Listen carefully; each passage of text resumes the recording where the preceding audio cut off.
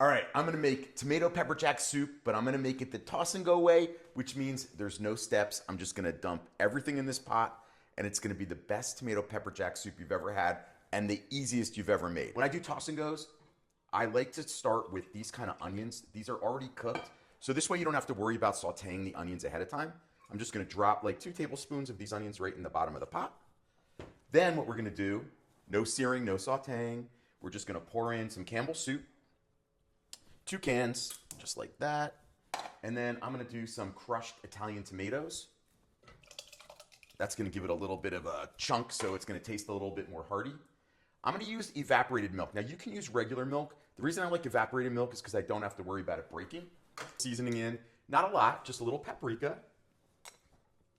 I'm gonna put some additional onion in because this is dried onion. Gives it just a little bit extra flavor layer. A tiny bit of garlic. If you like it a little bit more poppy, a little bit more pepper, then we're gonna add a little bit more of the hot sauce. And then this is the best seasoning in the world, a little Liam Perron. No one's gonna say Worcestershire because you can't. Now what we're gonna do, believe it or not, I'm gonna raise the heat just to like low. I'm just gonna throw the cheese in. I'm popping it right in. Before I used to do it in so many layers, and you know what? It doesn't really matter. So let's just dump everything in the pot all at once. I'm gonna put some butter in and a little bit of cream cheese. I'm gonna stir it, obviously, as it goes on, but you're gonna see it's gonna be the easiest, most simple, delicious pepper jack soup you ever had because it's the toss and go way.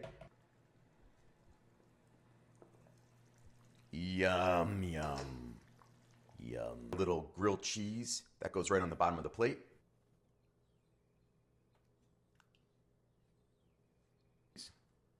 A little herb.